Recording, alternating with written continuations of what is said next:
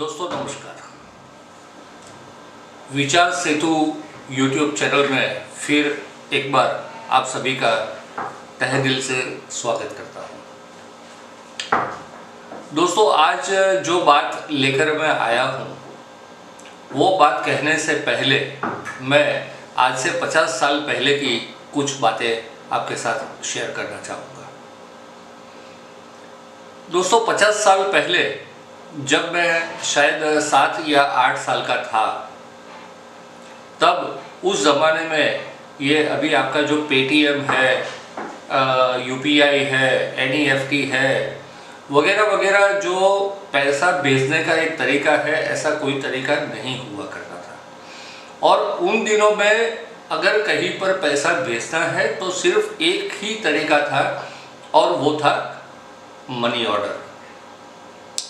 हमारे भारत के post department की तरफ से ये मनी ऑर्डर वाला एक प्रोडक्ट था, जिसके तहत आप पैसा जितना भेजना है, जिसको भेजना है उसका नाम पता वगैरह सब लिखकर जितना पैसा भरना है भेजना है वो आप भेज सकते थे।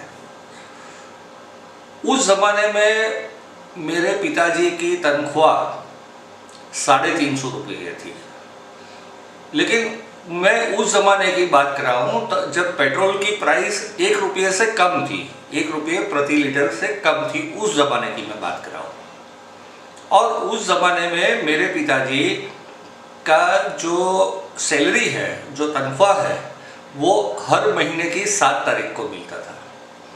और हर 7 तारीख को जब तनख्वाह मिल जाती थी तो मुझे 2 मनी ऑर्डर के फॉर्म भर के देते थे और दोनों में 5-5 रुपये कहीं पर वो भेजते थे।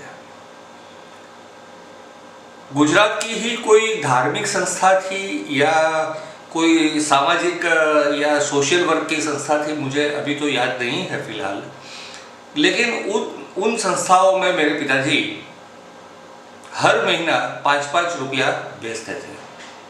अब आप सोचिए कि 350 में से 5-5 रुपया माने 10 रुपया टोटल अगर भेजते हैं तो कुल आमदनी का कितना परसेंट हुआ, वो परसेंट की बात आप छोड़ दीजिए, लेकिन वो इस तरह से भेजते थे।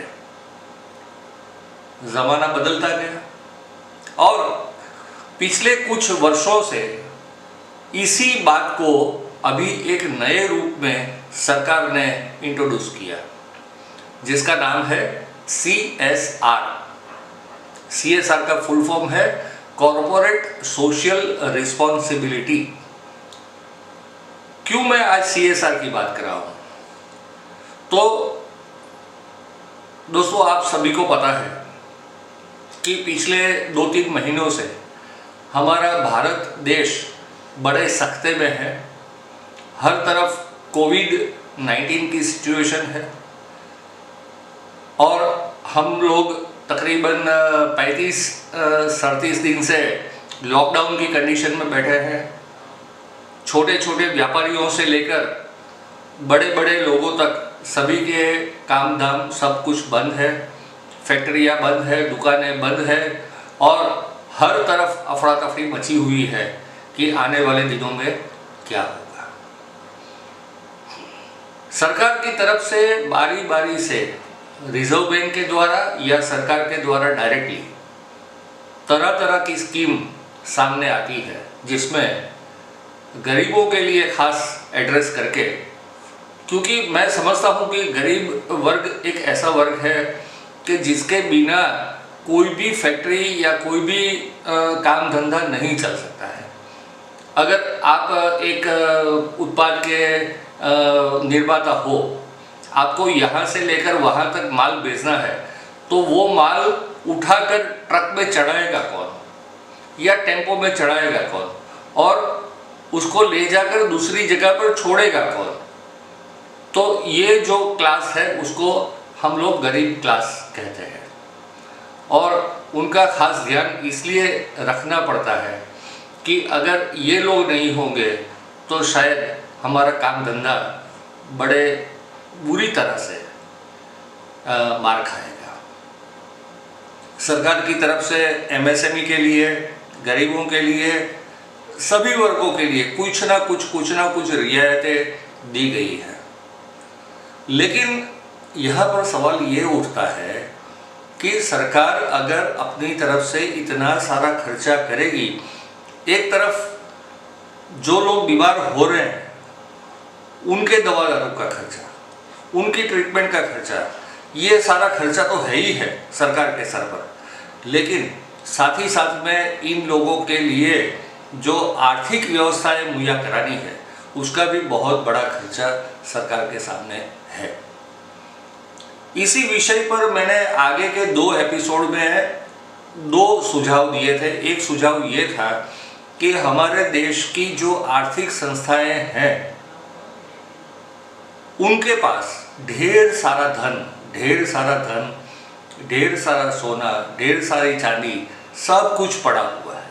अगर इन सभी चीज़ों को सरकार अपने हाथ में ले लेती है, उनके पास जो जमा पूंजी है उसमें से उनके खर्च जितना रख के बाकी की जो रकम है वो जमा ले लेती है, तो शायद हो सकता है कि हम अभी जो आपदा हमारे सामने है, आर्थिक संकट जो हमारे सामने है, उसके साथ लड़ने के काबिल हो सकते हैं। दूसरा मैंने रास्ता ये भी दिखाया था कि हमारे मोदी जी जब 2014 में चुनाव लड़के जीत कर आए और मोदी जी ने अपनी सरकार बनाई केंद्र में, तब चुनाव के प्रचार में मोदी जी ने हमेशा ये कहा था कि विदेश की बैंकों में जो काला धन पड़ा हुआ है वो काला धन मैं ले आऊँगा। आज 6 साल तो ख़त्म होने वाले हैं, हो चुके हैं, ऐसा ही आप कहिए। अप्रैल महीना आ गया है, मई महीने में 6 साल ख़त्म हो जाएंगे।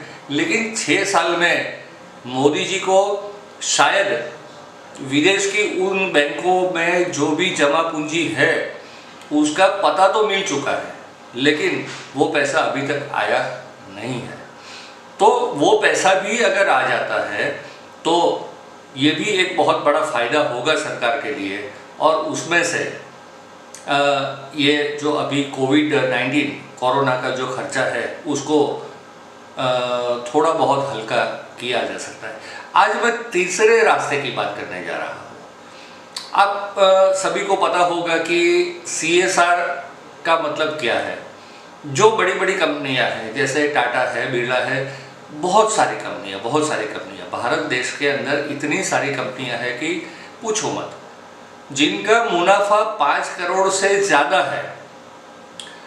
ऐसी कंपनियों को CSR फंड, मतलब एक ऐसा फंड जो समाज सुरक्षा और समाज के लिए यूज होता है, इस्तेमाल होता है, ऐसा फंड निकालना पड़ता है और उसे कहते हैं CSR फंड। ये कंपलसरी है। अब CSR फंड बहुत सारी कंपनियों के साथ पास बहुत सारा CSR फंड पड़ा हुआ है,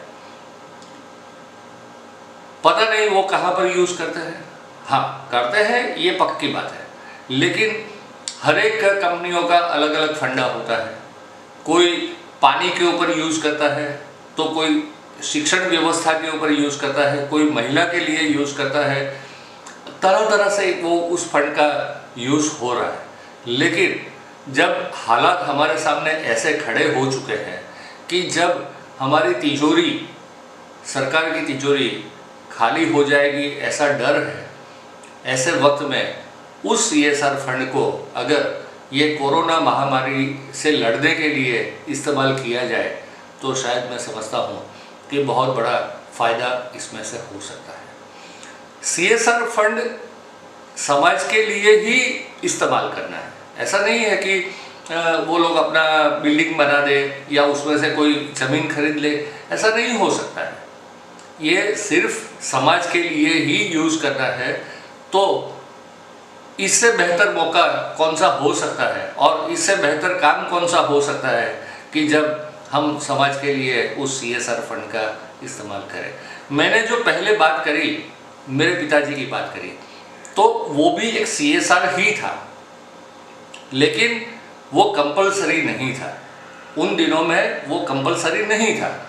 लोग अपनी मर्जी से, जैसे आपने देखा होगा बहुत सारे गांवों में, बहुत सारे शहरों में पानी की प्याऊ लगाई जाती है। लोग आते जाते लोग पानी पी पाए उसके लिए बड़े बड़े मटके लगाते हैं, वो भी एक तरह का CSR है। इस तरह से अभी पिछले कुछ वर्षों के अंदर इस CSR को कंपलसरी कर दिया गया है और उसमें से शायद आपको मैं इस चैनल के ऊपर कभी भी आंकड़े नहीं बोलता हूँ, लेकिन अगर आप इसका सही आंकड़ा निकालोगे, आप गूगल करोगे तो आपको पता चलेगा कि लाखों करोड़ रुपया CSR के अंदर जमा है। और वो CSR अगर मोदी जी या तो हमारे वित्त मंत्री ये कहते हैं कि आप कोरोना राहत निधि के अंदर जमा करा दीजिए, तो किसी भी कंपनी को कोई तकलीफ नहीं हो सकती है और वो लोग हंसते हंसते जमा कराएंगे। तो शायद हो सकता है कि हमारी जो आर्थिक व्यवस्था है, जिसके ऊपर बहुत बड़ा असर ये कोरोना के कारण पड़ने वाला है, उसमें से हम बच सकते हैं। तो इस तरह के अलग अलग ख्याल, अलग अलग विचारों के साथ हम बारी बारी से आपके दिमाग में कोई ना कोई नया विचार डालते रहेंगे। और विचार सेतु चैनल का ये एक ही मकसद है कि कुछ अच्छे विचार, कुछ अच्छे सुझाव या तो सरकार को या लोगों को या किसी को भी दिया जाए और इस तरह से हमारे बीच में एक पॉजिटिव एटीट्यूड खड़ा हो, यही हमारा कुल मिला के मकसद है। तो विचार सेतु में बने रहने के लिए आप सभी का फिर एक बार धन्यवाद। और अगर आपने विचार सेतु चैनल सब्सक्राइब नहीं की है तो ऐसे नवीन विचार जानने के लिए, समझने के लिए, सोचने के लिए आप इसको सब्सक्राइब करिए, लाइक करिए और अपने दोस्तों के अंदर शेयर करिए।